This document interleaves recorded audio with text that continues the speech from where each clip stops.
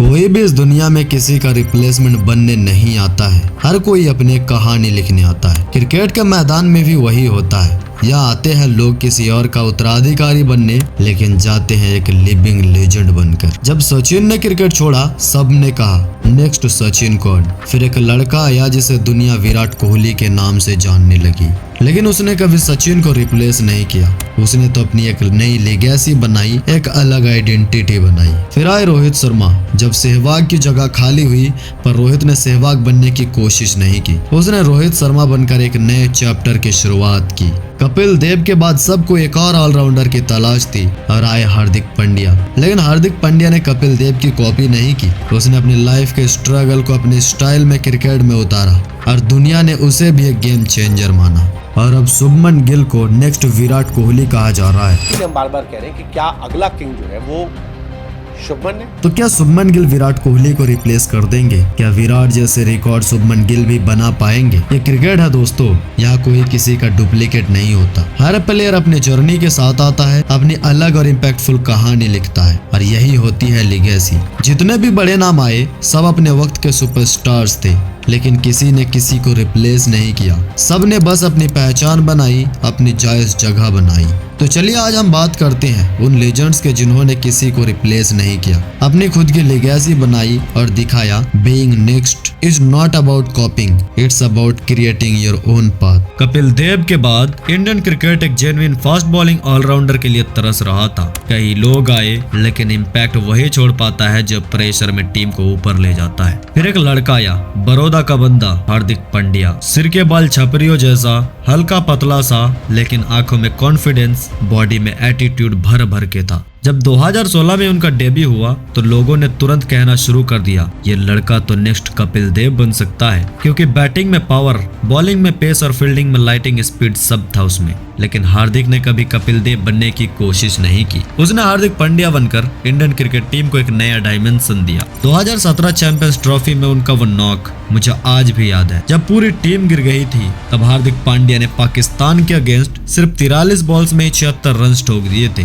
वो सिर्फ एक नॉक नहीं था, वो एक मैसेज था कि प्रेशर हो या कोलैप्स, हार्दिक पांड्या फाइट करता है। 2018 और 19 में उन्होंने वाइड बॉल क्रिकेट में फिनिशर के रूप में काम किया। बॉलिंग में भी उन्होंने 140 की स्पीड से विकेट लिए और डेथ ओवर्स में इंपॉर्टेंट ब्रेक थ्रूज निकाले। 2022 में जब लोग उन्हें इंजरी प्रोन कह के इग्नोर कर रहे थे, तब हार्दिक ने कमबैक किया, और ऐसा कमबैक किया कि लोग दंग रह गए। 2022 आईपीएल में उन्होंने गुजरात टाइटंस का कैप्टन बना, और किसी ने सोचा भी नहीं था कि वो नई टीम पहले ही सीजन में चैंपियन बन जाएगी अपने पहले ही कैप्टन के साथ। लेकिन हार्दिक ने बैटिंग में मैच्योरिटी दिखाई थी, बॉलिंग में रिस्पॉन्सिबिलिटी ली और कैप्टनसी में कामनेस लाई। फाइनल में राजस्थान के अगेंस्ट उनका all round performance, 3 wickets, match winning 34 run, ये प्रूफ था कि हार्दिक पांड्या क्लच में भी खेल सकता है। उन्होंने ये साबित किया कि वो सिर्फ कुछ दिनों के लिए क्रिकेट खेलने नहीं आया है, वो इंडियन क्रिकेट टीम में एज अ ऑलराउंडर राज करने आए हैं। हार्दिक पांड्या ने कपिल देव को कभी रिप्लेस नहीं किया, क्योंकि लेजेंड्स को रिप्लेस नहीं किया जा सकता, लेकिन उन्होंने इंडियन क्रिकेट को वो सब चीजें दी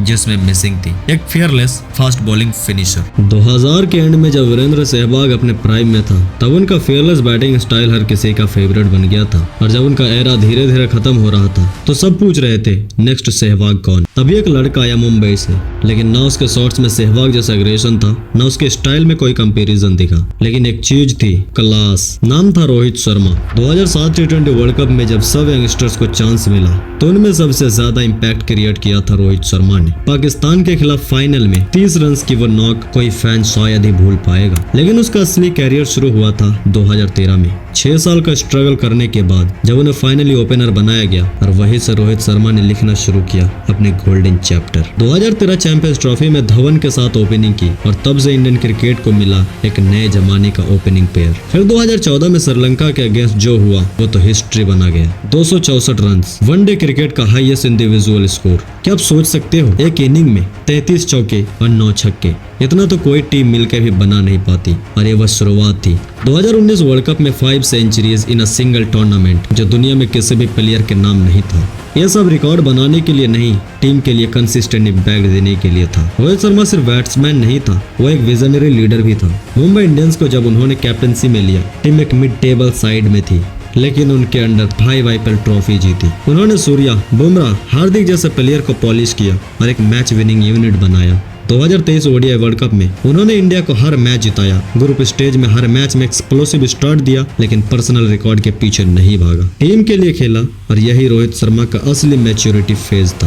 रोहित ने कभी सहवाग को रिप्लेस नहीं किया, क्योंकि लेजेंड्स रिप्लेस नहीं होते हैं, लेकिन उसने एक नई डेफिनेशन दी ओपनर की, जो एग्रेसिव भी हो, रिस्पॉन्सिबल भी हो और कैप्टन भी बन सके। उनका टाइमिंग, उनका टेम्परामेंट और उनका ट्रस्ट हर इंडियन फैन के दिल में बसे हुए हैं। आज के टाइम में अगर आप किसी से पूछो who is the most elegant and destructive opener India ever had, ज्यादा वक्त नहीं लगेगा नाम आने में, रोहित शर्मा। तो जब भी कोई कहे नेक्स्ट सहवाग कौन, तो कहना रोहित शर्मा नेक्स्ट सहवाग नहीं था, वो पहला रोहित शर्मा था। अपनी एक अलग लेगेसी बनाई जो हमेशा याद रहेगी। कई लोग कहा करते थे विराट कोहली नेक्स्ट सचिन है, और अब कई लोग कह रहे हैं शुभमन गिल नेक्स्ट विराट है। लेकिन सच तो यह है दोस्तों, ना विराट कभी सचिन बन पाया और ना ही शुभमन कभी विराट बन पाएगा, क्योंकि लेजेंड्स बनना सिर्फ रन्स बनाने का खेल नहीं है, ये तो एक एरा क्रिएट करने का प्रोसेस है। सचिन का एरा अलग था, जब हर बच्चा टीवी पे उनका स्ट्रेट ड्राइव देखकर बड़ा हुआ। 90s के प्रेशर में पूरी टीम उनके अराउंड चलती थी। विराट का एरा अलग था,